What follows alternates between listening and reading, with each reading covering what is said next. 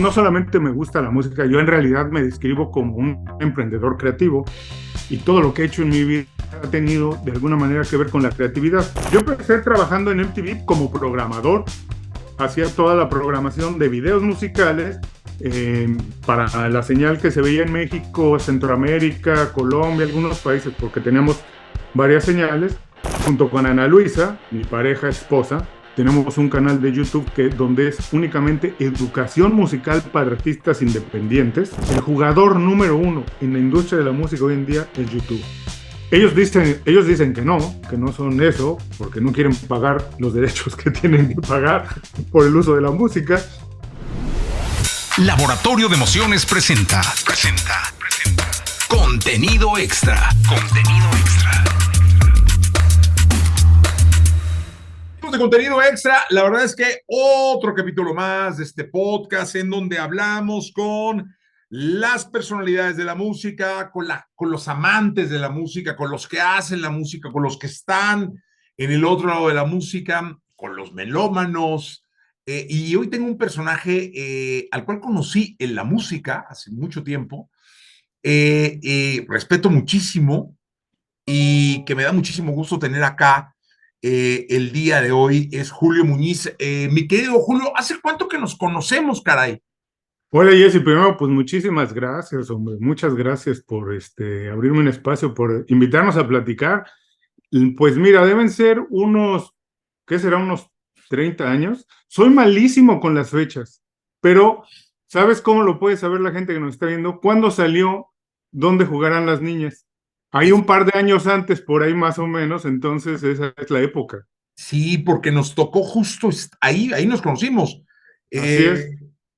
En nuestro jefe, bueno, no sé, ya no me acuerdo muy bien la división, pero a mí me invita a trabajar José Enrique Fernández como gerente de marketing y promoción para ver radio y ser como su chalán, no como su chalán, y En realidad, todos trabajábamos para él, esa es la verdad. Todos trabajamos para él.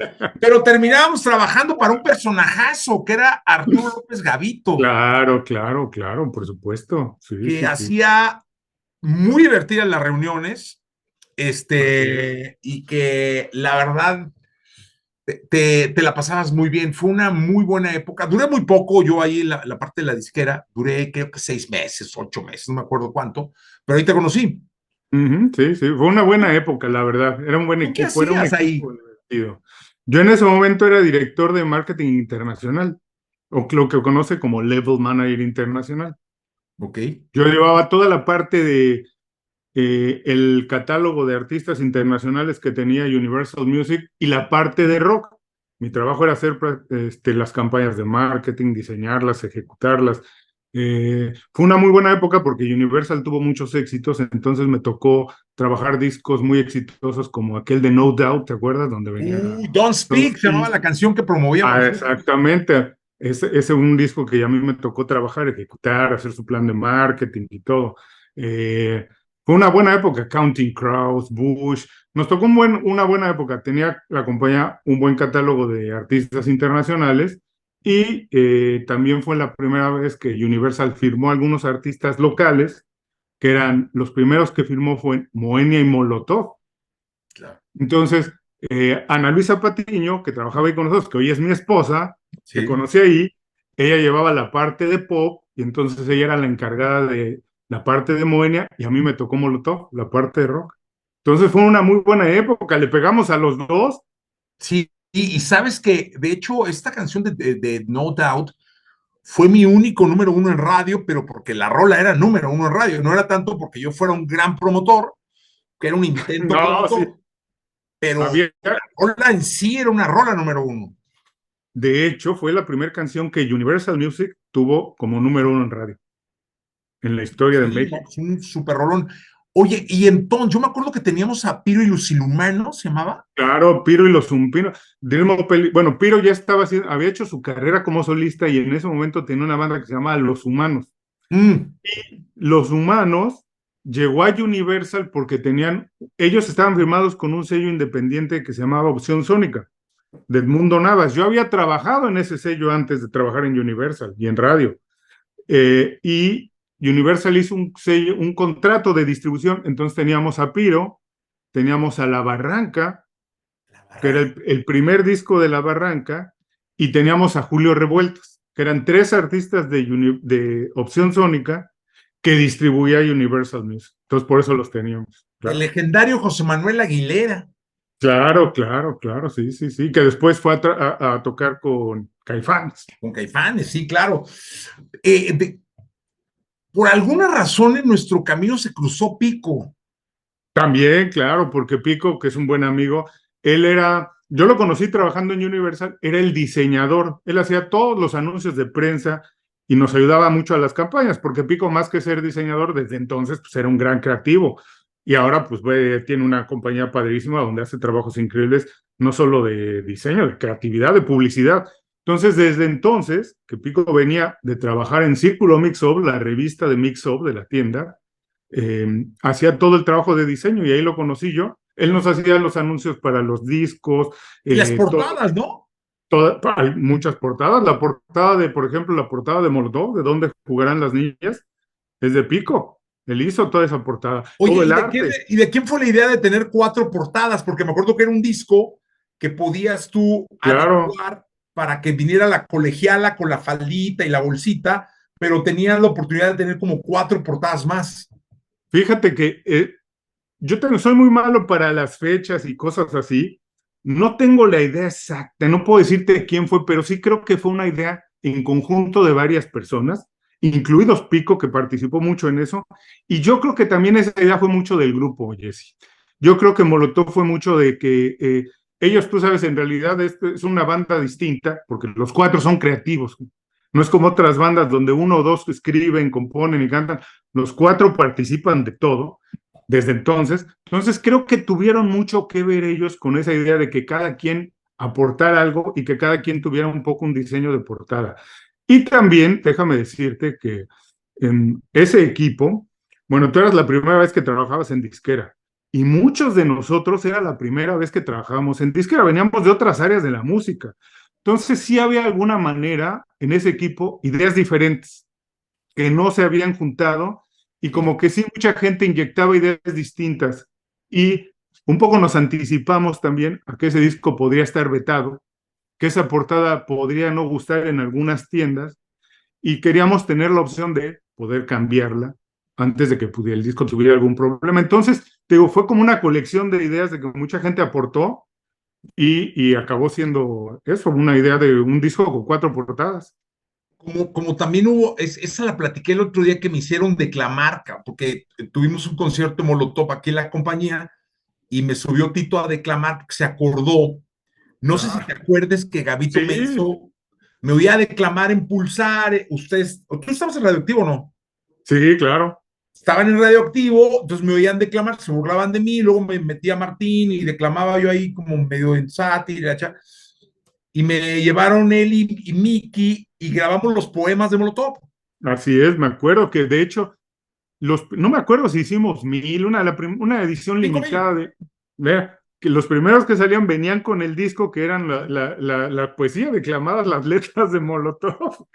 No me acuerdo, Qué buena no me idea. acuerdo cuántos, pero sí me acuerdo que fue una super experiencia y para mí me daba miedo porque me decían, te van a quitar la licencia, güey, ¿para qué grabaste? Pero pues yo ya no tenía como muy claro si quería seguir siendo locutor o no. Entonces medio me valía madre y por eso fue que terminé grabando. De Universal, de ese Julio de Universal, ¿a dónde se va, Julio? Bueno, te digo, soy malísimo para las fechas y eso, pero yo terminado de trabajar en Universal, me fui una época a trabajar a una compañía de zapatos tenis Vans, que era una compañía de zapatos tenis dedicados especialmente para los deportes extremos y que tenía una liga muy cercana a la música. Entonces yo conocí a los dueños de Vans en México trabajando en Universal y de ahí me fui a trabajar con ellos. Entonces trabajé no sé, unos 2, 3 años para Vans como director de marketing para Latinoamérica, que también era un trabajo que me encantaba, porque a mí me encantaba la patineta y todos los deportes extremos, el surf, todo. Entonces trabajé con ellos en Latinoamérica, abrimos la oficina en Argentina, en Brasil, en Uruguay, hacíamos cosas en toda Latinoamérica con ellos. Y después de ahí me fui a trabajar a MTV. Y en MTV trabajé en México 2 o 3 años Después, nuestro amigo Arturo López Gavito me volvió a invitar a trabajar a una disquera, me llevó a trabajar de director artístico a Virgin en EMI. Después en MTV me volvieron a apretar y torcer el brazo y regresé a MTV. Estuve como un año más en MTV en México y fue cuando después ellos me ofrecieron la posición de venir a trabajar a Miami y así es como llegué a Miami. Oye, ¿qué Trabajando hacías en para MTV? MTV. Yo empecé trabajando en MTV como programador, hacía toda la programación de videos musicales para la señal que se veía en México, Centroamérica, Colombia, algunos países, porque teníamos varias señales. Y después, bueno, del paso de los años, yo acabé siendo vicepresidente de programación para MTV y relaciones artísticas, que era toda la relación con artistas y disqueras. Oye, qué romántico se escucha, Sí, como está hoy en día la música. claro, sí, ha cambiado tanto, padrísimo, sí, sí, sí. ¿Y cómo ves ahora? Hoy en día mucha gente de los que nos ven de pronto por todo el continente deben estarse preguntando qué hace Julio con la música hoy en día o en qué trinchera estás o no Ujú. en la música. Sí, claro, mira, la verdad es que soy bastante inquieto, no sé, a lo mejor antes no existían estas cosas que ahora tienen, que les dicen a los niños que tienen este desorden de atención, deficiencia de atención. Me imagino que yo hace años hubiera sido diagnosticado con eso, porque me gusta hacer muchas cosas. Entonces, no solamente me gusta la música, yo en realidad me describo como un emprendedor creativo y todo lo que he hecho en mi vida ha tenido de alguna manera que ver con la creatividad. Entonces hago algunas cosas que no tienen que ver con la música, pero algunas otras, muchas, que sí tienen que ver con la música. Por ejemplo, eh, si junto con Ana Luisa, mi pareja esposa, tenemos un canal de YouTube donde es únicamente educación musical para artistas independientes, que pueden seguirlo, se llama Mi Disquera. Está buenísimo, lo sigo. A partir de mi disquera hemos trabajado con muchos artistas independientes, pero también con sellos independientes que les ayudamos a hacer toda su estrategia de marketing, de distribución, de todo lo que tienen que hacer, vamos, desde ordenar la casa, desde cómo hacer sus contratos con los artistas y las distribuidoras, hasta cómo elaborar un plan de marketing y cómo ejecutarlo, cómo las mejores prácticas para Spotify, todo. Y eso mismo hacemos para sellos y también trabajamos para las grandes compañías disqueras, tenemos muy buena relación con ellos y, por ejemplo, con alguna de ellas, una de las grandes, les ejecutamos un plan que se llama, que es como de educación para todo su staff, para todo el staff de la compañía. Nosotros Sí. hacemos toda una universidad digital donde el staff de la compañía entra y ve videos de cuáles son las mejores prácticas en Spotify, en Apple Music, cómo se hace una campaña, cómo se mide el éxito de una campaña en YouTube, cuál es la mejor manera de hacer anuncios en un video en YouTube, en fin, todo lo que tiene que ver ahora con la música, lo estamos haciendo ahí. Y te digo, trabajamos con artistas de manera independiente. Es muy curioso. Hace ya algún tiempo que no trabajamos directamente con muchos artistas, pero el último que trabajamos es curioso.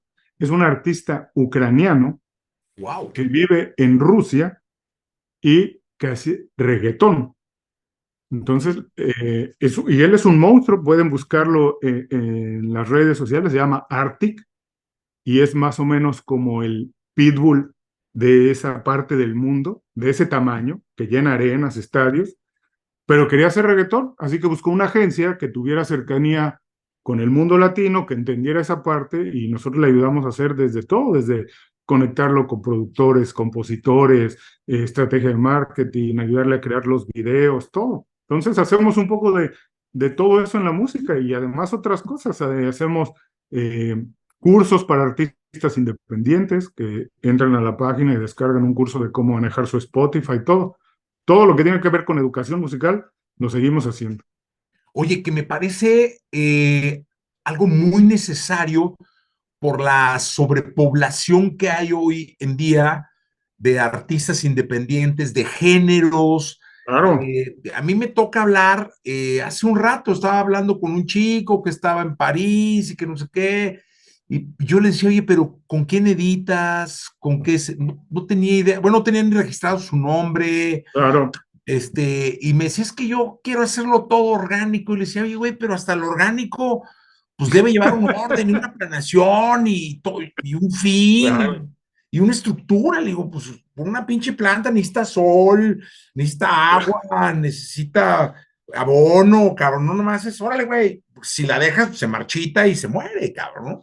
Entonces, yo creo que la parte educacional más que nunca es indispensable hoy en día. Sí, mira, curiosamente eso que dicen que es orgánico, casi nunca es orgánico. El secreto es hacer que parezca orgánico, pero es muy difícil que algo eh, eh, salga de manera espontánea y sea enorme. Es muy difícil. Hay dos condiciones para que algo sea orgánico, que son, tienes que tener una de esas, ser extremada, pero de verdad, extremadamente bueno, pero de verdad muy bueno que alguien lo vea y diga, este video nunca había visto algo así, lo tengo que compartir con mis amigos y mostrar que soy el primero que lo conocí y que por mí lo conocieron, porque es tan bueno que yo se los enseño, o tienes que ser tan malo que igual lo comparte la gente, porque dice, esto es tan malo que tengo que compartir. Pero algo que está en medio, difícilmente va a compartir las personas y difícilmente se va a convertir en viral. Entonces, el secreto es encontrar algo y hacer una campaña para que se haga viral, pero efectivamente, en viral nunca pasa nada por accidente. Lo único que pasa por accidente son los accidentes. Esa es la verdad. Pero el éxito nunca es accidental. Así que sí. Y la música, Jesse, como cualquier otro negocio, porque nosotros hemos trabajado, digo, en la parte creativa con otros negocios que no tienen nada que ver con la música, es exactamente igual. Por eso se llama el negocio de la música y tiene que tener un orden, una estructura y eso. Y tú que hablas todos los días con artistas, ¿quiénes son los artistas que les va bien? ¿Quiénes son los que verdaderamente triunfan? Los que tienen un equipo que hace el trabajo bien, que saben cómo hacerlo, que tienen experiencia, porque es como un negocio, como cualquier otro negocio. Entre más experiencia tengas y sepas dónde apretar, dónde ajustar, es más fácil que te vayan, tienes más posibilidades, como cualquier otro negocio, como cualquiera. Así que la educación es importantísima, importantísima. Oye, y entonces ahí te va una pregunta. Ahí te va una pregunta para TikTok. Ujú. Y luego aquí cortamos, ¿no? Para todo. Bajo lo que me estás diciendo, yo te preguntaría, ¿Peso Pluma o Firme son orgánicos? Bueno, si la verdad nos ponemos a analizar el trabajo de Peso Pluma, veremos que esta canción no es la primera canción que hace. Había un trabajo de un par de años antes, muchos intentos. Mira, otra cosa que he aprendido en la industria de la música, que pasa en todas las industrias, que para tener un éxito tienes que lanzar muchísimos productos y uno pegará después de tiempo, pero todo el mundo se acuerda del que pega, del que funciona. Nadie se acuerda del que no funciona. Por ejemplo, yendo a otros negocios, Google. Google lanza un montón de productos cada año, pero no es que todos conocemos Gmail, porque es el exitoso. Pero Google lanzó un teléfono que no pasa absolutamente nada con él. Y ha Sí. lanzado muchas cosas. La red social, Google Plus, que también, Google Plus, así es. fracasazo. Intenta, y uno funciona. La famosa regla que es el Pareto, ¿no? La regla 80-20. Con que tengas el 20% de éxitos del 100% que intentas, ahí haces tu negocio. Entonces, la música hay que lanzar muchos éxitos, muchos videos, intentar muchas veces, muchas canciones. ¿Cuántos? Digo, yo siempre ponía este ejemplo, que ya es viejito, mucha gente que nos está viendo a lo mejor no se acuerda, pero el disco de Alanis Morissette, el que fue el éxito, fue el tercer disco. Hay dos que nadie conoce, que nadie se acuerda. Y cuando sale el exitoso, el Judge a Little Pig, todo el mundo dice, wow, salió de la nada, de la noche a la mañana tuvo éxito. No, tenía 10 años intentándolo. Y lo mismo yo creo que Peso Pluma, a lo mejor él no como artista principal, pero hay muchísimas colaboraciones de él antes de la famosa canción que todos cantamos ahora, ¿no? Pero no, difícilmente me parece que algo de la noche a la mañana se convierte en viral. Puede haber excepciones, claro. Oye, yo siempre he dicho, Julio, que somos una generación con una bendición especial porque no hay nada como haber sido testigos del proceso y del cambio de la industria de la música.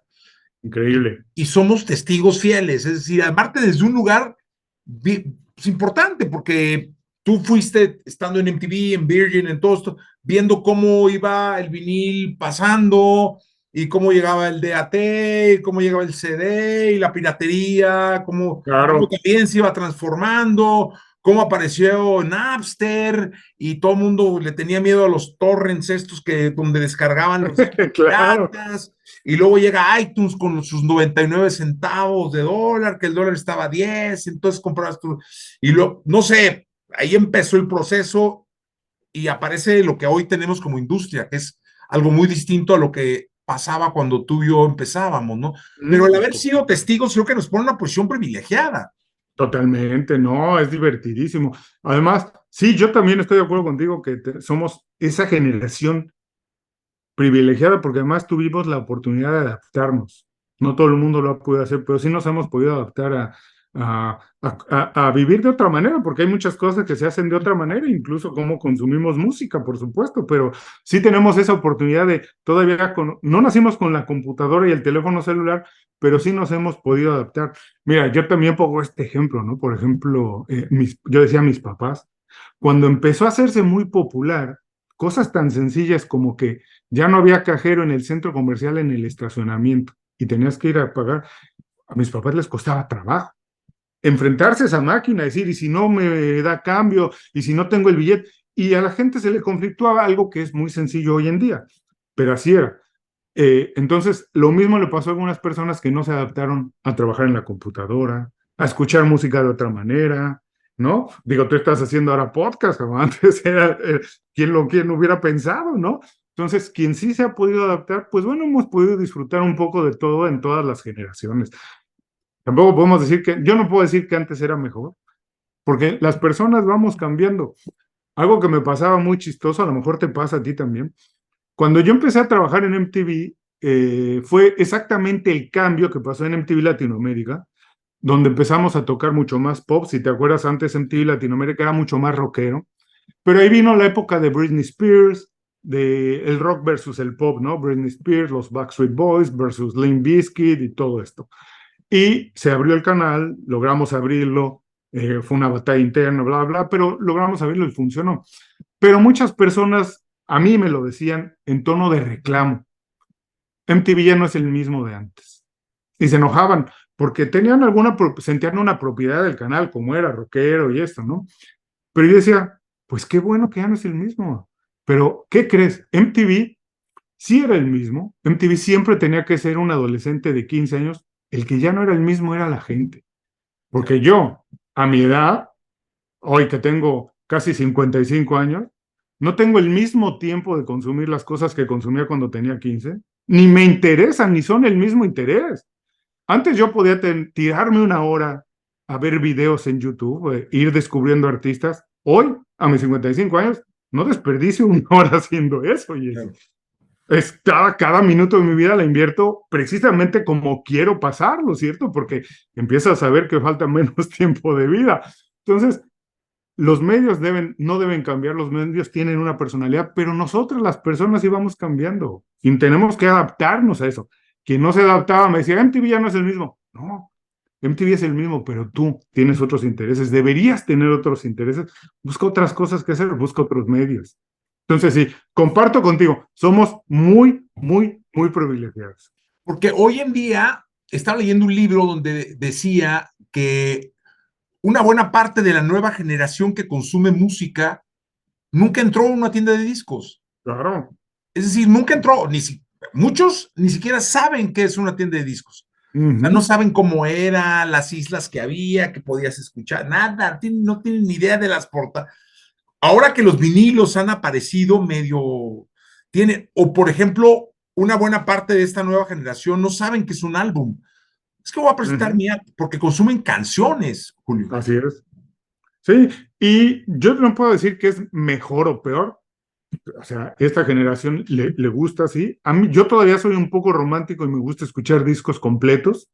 Pero también estoy abierto a ver muchos playlists. Me gusta mucho ver los playlists que los editoriales de Spotify porque descubro mucha música que de otra manera no podría descubrir, ¿cierto?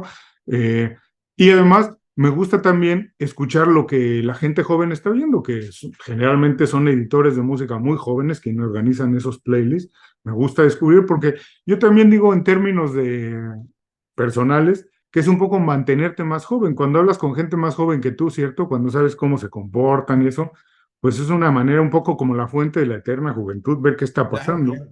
¿no? Entonces me gusta, pero yo no creo que sea mejor o distinto o peor, es diferente, ¿no? Nosotros estamos acostumbrados a hacerlo de otra manera y fue padrísimo, pero ahora te digo, la verdad es que también disfruto mucho de repente escuchar alguna canción y no conocer nada más de ese grupo. Eh, Muchas veces te llevas un chasco, oyes una buena canción y el resto del disco es malísimo. Ya. Entonces, yo estoy abierto a como sea, la verdad que me acomodo y me gustan de las dos maneras, sin ningún problema, ¿no? Oye, y luego viene, y me interesa muchísimo tu comentario, porque en el 2015, por ahí, quizá 14, 15, toma protagonismo un género no nuevo, porque no era nuevo, tenía décadas, pero explota, Ujú, y es el reggaetón, ¿no? Que ha venido ujú. transformándose en urbano y urbano latino, porque yo siempre he dicho que los géneros se degeneraron de tal forma que hoy hay un artista y saca su rol y su género, ¿no? Pero bueno, apareció el Está buenísimo reggaetón. eso. Viene un artista nuevo con nueva rola y nuevo ¿Sí? género. Su género, no, yo ya no hago pinche música así, yo no, me cago.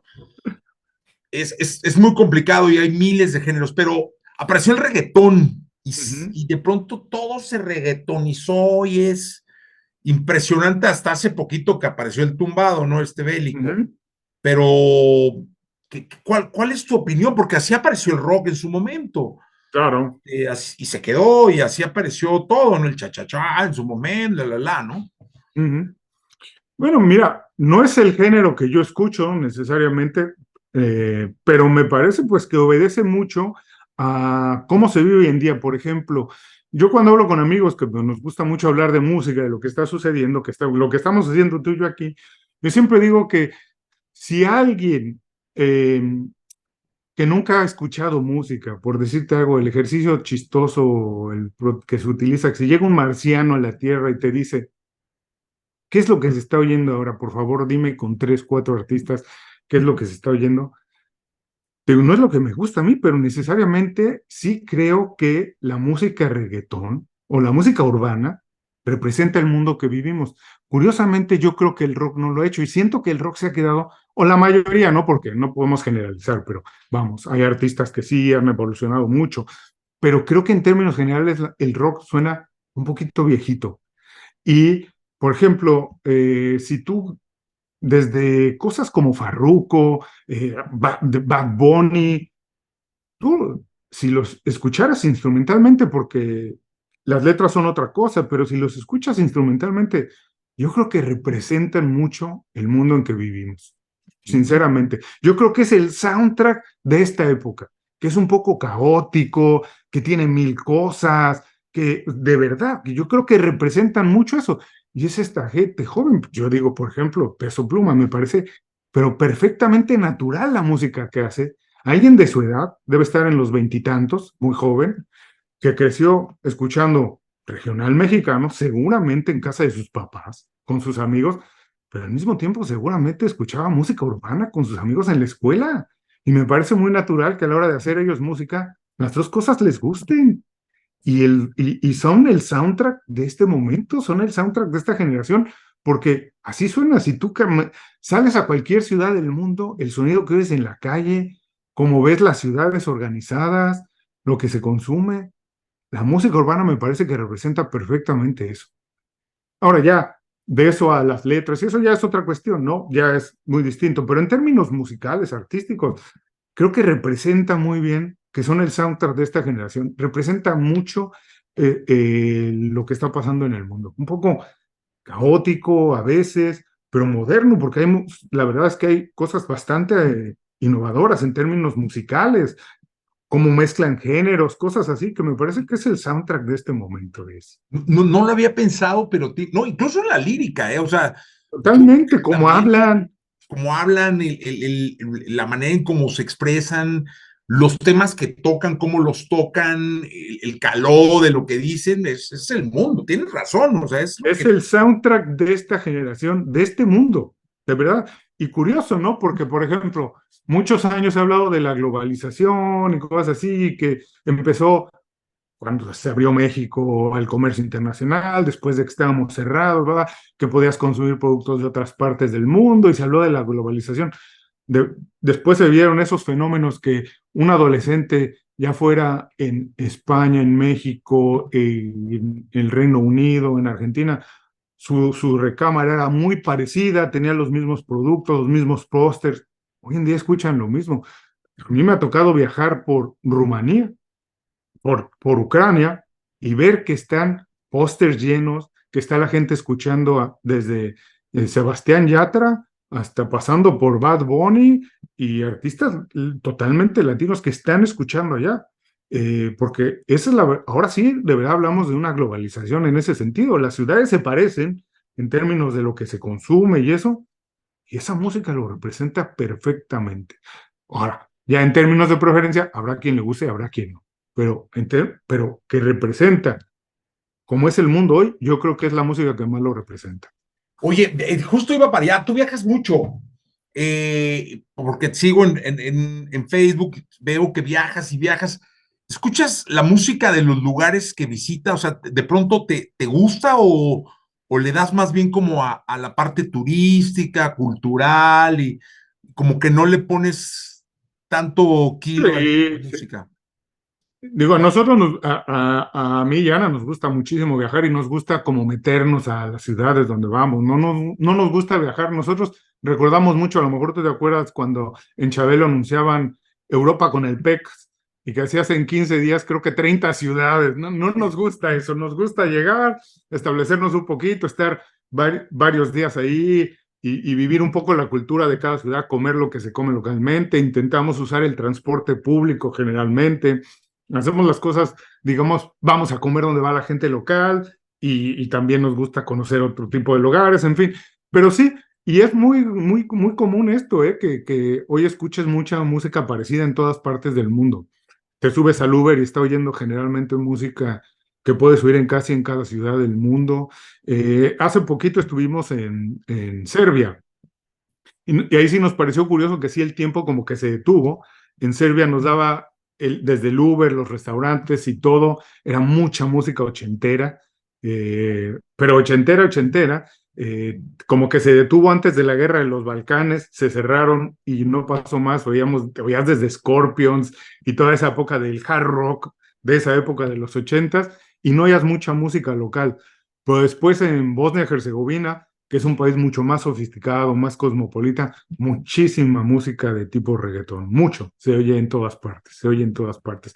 Y obvio, y hay las versiones locales de este tipo de música, ¿no? Los artistas locales que intentan emular la música que está funcionando en todo el mundo. Oye, fíjate que, bueno, con el reggaetón, pues se vino una explosión brutal de artistas, básicamente boricuas, muchos de ellos. Ujú. Después yo decía que se colombianizó se va Nicky Llama para allá, para Colombia, y entonces sale el Nicky desde allá, pero sale Ujú. Maluma, pero sale Balvin, sale Piso 21, sale Yatra, la.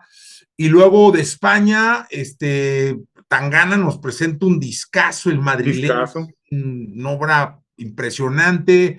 Y ahora Real B, que viene y hace el Foro Sol acá, y me ha tocado ver Ujú. entrevistas en España, en programas como La Resistencia o qué sé yo, donde viene y presume lo que hizo en el Foro Sol. Claro. Y yo decía, chinga, y de México, sí, como que no veía que durante mucho tiempo tuvimos un protagonismo brutal con el pop, es decir, el Claro. pop mexicano era lo que en América, o sea, tenías que venir a México y que pasara en México para que en el resto del continente pasara, ¿no? Hablamos de que noventas, por ahí. Sí, claro. Y yo decía, Bueno, desde los setentas, ¿te acuerdas del Festival de la OTI?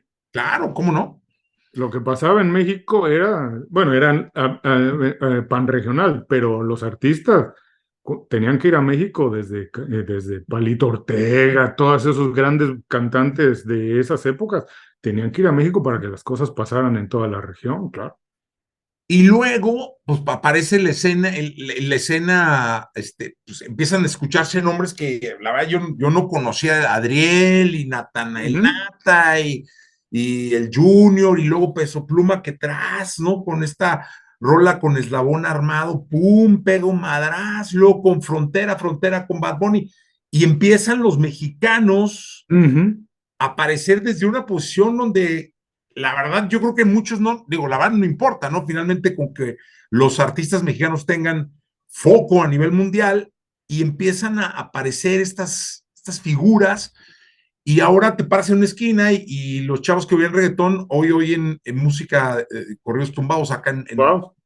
la Ciudad de México y me pareció como, no nos lo esperábamos que viniera por ahí, porque como que la lucha de pronto apareció Rancho Humilde y estos ellos, y Ujú. el mismo Firme, ¿no? Que vino y metió 7 forosoles y 300,000 personas, o sea, fue así como que, ¿qué pasó? ¿Qué pasó? ¿Qué pasó? Como que con la pandemia se movió Ujú. mucho. Yo no sé si le echo un poco la culpa que hay un movimiento de rap muy fuerte acá en México, pero muy subterráneo, y ese salió, o sea, no sé qué pasó, pero tú cómo lo interpretarías. Bueno, yo creo que es curioso esto que dices, porque yo también lo he pensado mucho tiempo, eh, que efectivamente perdimos de repente un poco el protagonismo en términos artísticos, aunque el mercado México sigue siendo el mercado más importante, y después que somos dos mercados, porque además la parte de mexicoamericanos en Estados Unidos, que somos casi el 65-68% de los latinos en Estados Unidos, eh, pero perdimos un poco ese protagonismo, pero aunque en términos de consumo, la mexicana sigue siendo la más importante. Y sí, ha sido un fenómeno raro. Fíjate, yo todavía trabajando para MTV, hicimos la primera vez que hicimos los premios MTV en México, yo me quedé sorprendido. Creo que todo el equipo nos quedamos sorprendidos porque te estoy hablando de que fue Daddy Yankee cantó La Gasolina y se volvió, el Palacio de los Deportes se volvió loco. Cuando en México decíamos, va a costar más trabajo, el urbano no entra tanto, el mexicano no es tan bailador.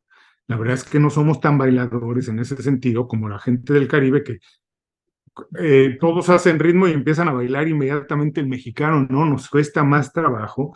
Pues, ¿sabes? La salsa y toda esa música es muy de nicho en México porque no somos tan bailadores en ese sentido. Entonces, yo creíamos que nos iba a costar más trabajo, que iba a contar más trabajo, pero ese día, que te estoy hablando de hace 20 años, dije, va a tardar, pero va a pasar. Va a tardar, pero va a pasar. Y yo creo que después de mucho tiempo ese es el reflejo, lo que hablábamos hace rato, que finalmente después de los mexicanos de tanto tiempo estar oyendo en el radio la música urbana, al momento de hacer música ellos también tienen que integrarla a lo que ellos están haciendo. Eh, Puede ser que el principio de algo, toda esta parte de los artistas mexicanos nuevos que están haciendo música tumbados o como se llame ahora, puede ser el inicio de algo tal vez porque es una generación completamente nueva que creció escuchando ya esa música en el radio. Tú y yo no la habíamos oído. Tú y yo y nuestra generación y los músicos de esa época nunca la habían vivido.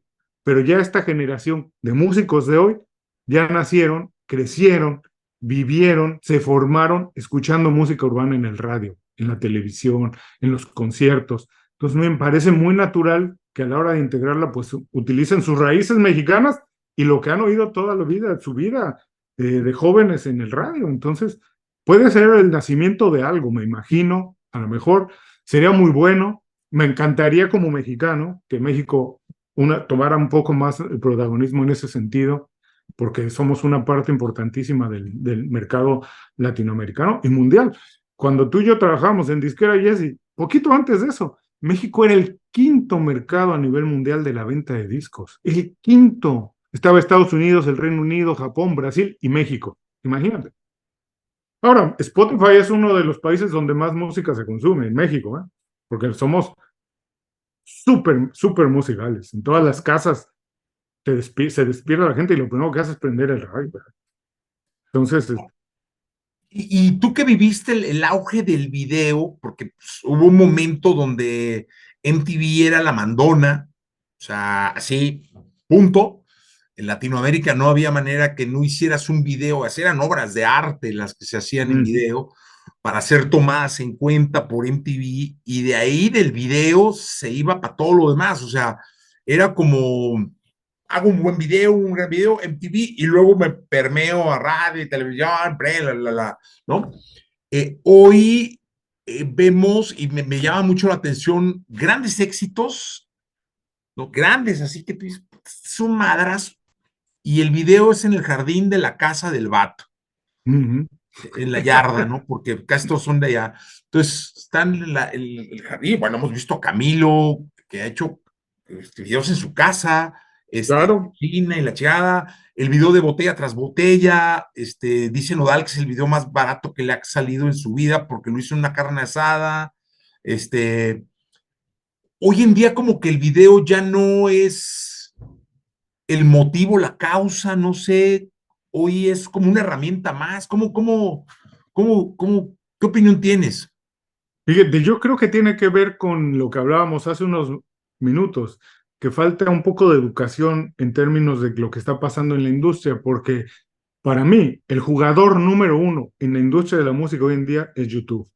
Ellos dicen que no son eso, porque no quieren pagar los derechos que tienen que pagar por el uso de la música, pero en realidad, para mí ese es el jugador número uno y para mí es la herramienta más importante que puede tener un artista hoy en día, pues desafortunadamente ni ellos ni sus equipos lo saben explotar.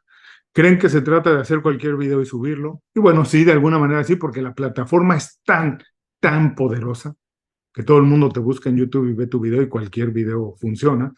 Pero yo creo que sabiéndolo explotar es una ventana impresionante para hacer lo que se quiera, lo que se quiera, la verdad. A lo mejor también es el momento de que una nueva generación de videastas aparezca, empiece a utilizar la plataforma de otra manera, porque es la herramienta más importante. A cualquier joven le dices un artista nuevo y lo primero que hace es buscarlo en YouTube, porque en YouTube te das inmediatamente cuenta cómo se ve, si me gusta, si me gusta cómo se viste, si la chica es guapa, si los tipos no sé qué, cómo bailan. Spotify no te da eso. Spotify no te da eso, pero YouTube sí te da esa ventaja. Pero desafortunadamente te digo, creo que falta todavía un poco de educación de todas las posibilidades que tiene YouTube para explotar y puedes hacer una carrera, explotarla a partir de YouTube sin ningún problema, porque es una plataforma potentísima, potentísima.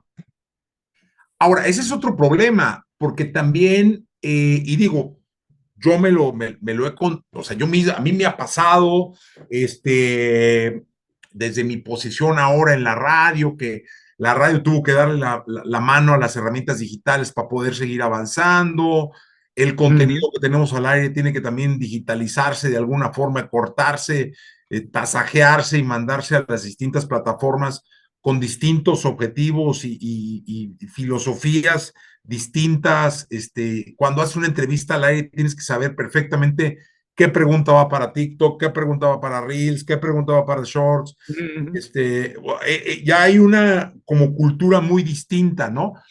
Pero yo creo que hoy en día los artistas, no sé tu manera de pensar, no saben usar las plataformas. Es decir, los mismos equipos como que nadie se ha metido a fondo a saber usar YouTube, por ejemplo, que Ujú. tiene miles de bondades, o sea, bueno, no miles, pero muchas bondades que puedes optimizar y que pueden hacer que tu video llegue al público adecuado por la segmentación, por dónde va, y así mismo TikTok usarlo para llevar head. Como que no veo a grandes especialistas detrás de los artistas en la parte digital. Sí, estoy de acuerdo contigo. También yo creo que hay una generación nueva de ejecutivos que se está formando, que tienen esa idea, que tienen un poco más esa formación, pero sí hay muchísimas ventajas y muchas oportunidades que no se están explotando al máximo. Sí se puede sacar muchísimo más jugo de las plataformas. Eh, Fíjate, curiosamente, cuando empezaron a crecer mucho estas plataformas como Spotify, como YouTube, se decía, bueno, ahora todo el mundo puede poner su música ahí, todo el mundo te puede escuchar.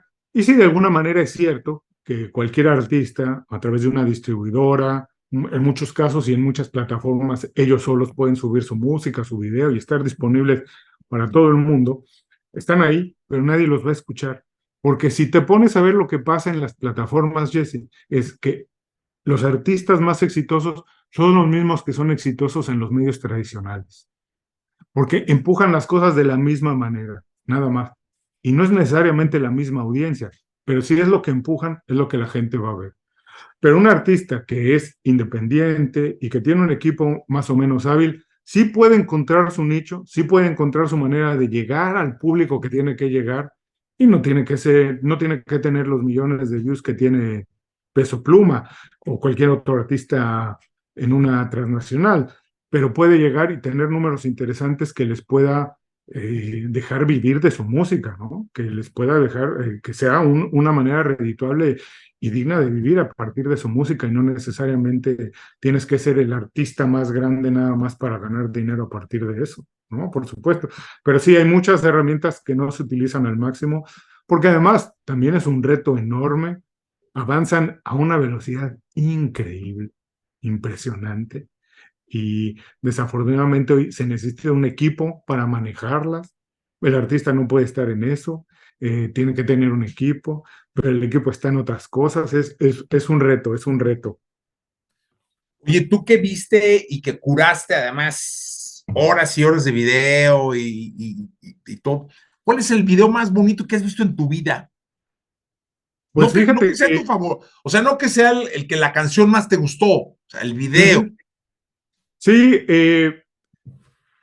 cuando yo empecé a trabajar en MTV, yo no veía todos los videos y no me gustaba mucho verlos completos. Yo decía que una vez que ves una canción atada a una imagen, es difícil borrarla. Y, y las canciones, pues hay veces que quieres imaginarte otra cosa con ellas, ¿no? De repente del estado de ánimo en el que te encuentras o del momento. Pero uno de los videos, o tal vez mi video favorito de todos los tiempos, era un video de una banda inglesa, The Verve, Bittersweet Symphony, que es súper sencillo, Uno. el tipo caminando en una calle, pero porque representa exactamente lo que la letra dice. Me parecía muy bonito. Y otro que yo siempre también ponía como ejemplo a los artistas es Yellow de Coldplay, que me parece que era el tipo caminando en la playa en un amanecer, una sola toma, les debe haber costado 1,000 pounds y tiene miles de millones de views, billones de views, porque representaba muy bien la canción. Y de latinos, aunque vi muchísimos y muy buenos, sabes que un video que me encanta, a lo mejor te acuerdas de él, es de Jumbo, de la banda de Monterrey, Monterrey. FIA, del disco Restaurante, que están tocando en un cubito de una entrada a un restaurante en Monterrey. Están los 5 tipos encimados. Ese video me volvía loco, me encantaba, me encantaba. Pero por eso, pues, no necesariamente por la mega producción, creo que eran muy buenas ideas, muy bien realizadas, que representaban muy bien lo que la canción y la letra quería decir. Oye, porque vaya que finalmente ahora que nos dices que no veías los videos completos, pero hubo un momento en que anualmente tendrías que ver, pues no sé, miles de pedacitos de canciones en un año, porque pues, todo tenía que Sí. pasar por ahí. Sí, sí, teníamos un comité, no es que nada más yo decidía que se programaba en MTV, teníamos un comité, una oficina en Argentina, una en México, nosotros en Miami, y todos los viernes, las 3 oficinas hacíamos cada una de nuestra reunión con todos los videos que llegaban en la semana. Podíamos pasarnos unas cuantas horas viendo videos los viernes, ¿no? Para evaluarlos, decidir si era el momento, si no, en qué horario los podíamos programar.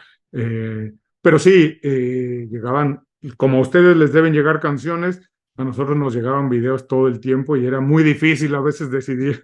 Sí. Oye, luego también hubo un tiempo que había videos de 8 minutos, o sea, la canción duraba 3, pero hacían como pequeños cortos cinematográficos Sí, buenísimos y algunos. el video duraba 7, que decías, ¿no? O sea, de entrada no podíamos adelantar, porque luego pues, salía primero el video, entonces tratábamos nosotros de usar la canción, pero para meterla antes que nadie en la radio, pero el video era muy diferente porque tenía escenas y, o sea, era Ujú, ujú. un lío, pero eran obras de arte. Sí, grandes, trabajazos. Había videos de verdad, El todo Thriller de Michael Jackson, por ejemplo, es brutal. brutal. Y para la época, ¿te imaginas? No, no, un videazo, videazo. Con una coreografía extraordinaria, la historia, era buenísimo el video. Muy, muy Oye, bueno. y los artistas nuevos que nos deben estar viendo algunos, eh, ¿cuál sería el consejo que habría que darles? Estos chavos que hoy hacen música con la compu, que tienen su propio sello, porque casi todos los que medio le entienden ya no solamente tienen música, hacen las canciones y su género, sino ahora hacen las canciones, su género de su disquera, ¿no? Entonces es como muy chistoso. Pues mira, hay muchísimas cosas que se les puede recomendar, pero yo creo que lo más importante es que vean que es su trabajo, es su negocio, y que lo primero que tienen que hacer es tener un equipo, Jesse. Es, no pueden trabajar, es dificilísimo ahora por todo lo que implica trabajarlo solos. Yo creo que tienen que buscar una persona de confianza que se va a dedicar a ver lo que ellos no pueden ver, lo que ellos no deberían estar viendo, porque ellos tienen que estar de lleno en crear música, en hacer la mejor música posible. Ese es un arte, y después otro arte es saberla dar a conocer. Entonces yo creo que tienen, lo primero que deben hacer es intentar, en la medida de sus posibilidades, es formar un equipo. Y pues generalmente al principio acaba siendo un amigo, el amigo que no toca, el amigo que no canta, pero que le gusta a lo mejor más la parte de negocios, que sabe de dónde se va a ganar el dinero, que tiene muchos contactos para llevarlos a tocar a X o Z lugar, que sabe cómo hacer esto, lo otro. Ese debería ser la primera acción que tienen que hacer, intentar formar lo antes posible un equipo que les ayude. Porque es un trabajo de resistencia, hay que trabajar mucho, mucho tiempo, intentar mucho. Entonces, lo mejor que pueden hacer es tener un equipo en el cual confíen, que les haga ver lo que ellos no ven, porque de verdad el artista, yo siempre les he dicho, el artista se tiene que dedicar a hacer la mejor música posible, lo mejor posible que hagan. Ese es su trabajo, estar ahí. Y después delegar, como en cualquier otro negocio. Los negocios de verdad, cualquier startup, cualquiera, ¿sabes cuándo empieza a crecer? Cuando el jefe empieza a delegar, cuando el dueño empieza a delegar.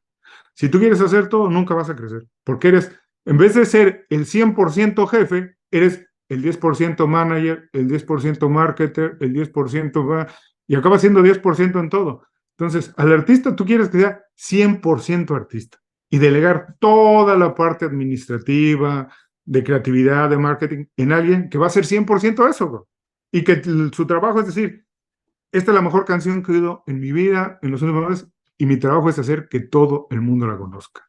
Entonces, ese sería mi consejo, es lo antes posible intenten formar un equipo. Alguien en quien confíen, que va a pelear por ustedes, porque lo van a necesitar, lo van a necesitar. Oye, y esa leyenda de es mejor empezar con un buen abogado que con un buen manager. Pues yo creo que vas a necesitar los dos, así que a mí me da mucha risa, pero lo puede buscar la gente. Es a Billy Joel, su abogado, su manager, que era su cuñado. Curiosamente, le robó 97 millones de dólares. Cuñado. Entonces ahí dice, mucho cuidado, mucho ojo, ¿no? Entonces sí, yo creo que van a necesitar a los dos, porque de verdad, Jesse, digo, ahora nosotros en mi disquera, muchos artistas nos han hablado, no saben ni cómo firmar un contrato, muchos llegan y ya firmaron y no saben ni qué firmaron, Jesse. Y eso les arruina un par de años de carrera, porque después regresarse a limpiar lo que hicieron antes, en fin, puede causarles muchos problemas. Y hay veces que de verdad, un abogado que a lo mejor una consulta de 1 hora te va a cobrar, no sé, cualquier cantidad de dinero, lo que sea, por 1 hora, por revisar tu contrato, decirte no firmes esto o pide que te hagan estos cambios, te va a ahorrar mucho tiempo, dolores de cabeza, dinero y tiempo sobre todo, que es muy importante. Entonces, pues yo creo que van a necesitar los dos, un buen manager y un buen abogado. Oye, qué gran proyecto. Hay que recordarlo para que la gente que esté escuchando siga tanto YouTube, el canal de YouTube, como donde fuera del canal, donde los pueden encontrar y todo. Claro, para los artistas y managers y gente que quiere formar un sello, quiere tener una carrera, midisquera.com, y en YouTube el canal es Mi Disquera. Ahí van a Perfecto. encontrar todo lo que tiene que ver con educación musical, absolutamente todo. Bueno, ahora la cara visible del proyecto, porque yo estoy detrás y en otras cosas, es Ana Luisa, mi esposa.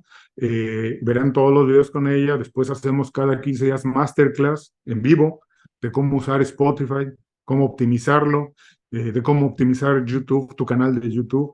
Hay artistas que ya tienen 2, 3 años trabajando, tienen 10 videos y no han reclamado su canal oficial, no tienen su perfil oficial en Spotify, 1000 cosas que deberían de tener ya. porque no sabes, mañana pasado las cosas pasan y mejor tener todo listo. Pues la verdad, felicidades, Julio. Saluda a Ana Luisa, por favor. Ya grabaré un podcast con ella. Seguro, cuando quieras, por supuesto, sí, seguro. Y gracias por darnos chance de platicar. La verdad es que fue un placer. Aprendo mucho. ¿Sabes qué? Una de las cosas que me agasaja de estas charlas es que termino aprendiendo y termino oyendo otro punto de vista, y es muy ilustrativo.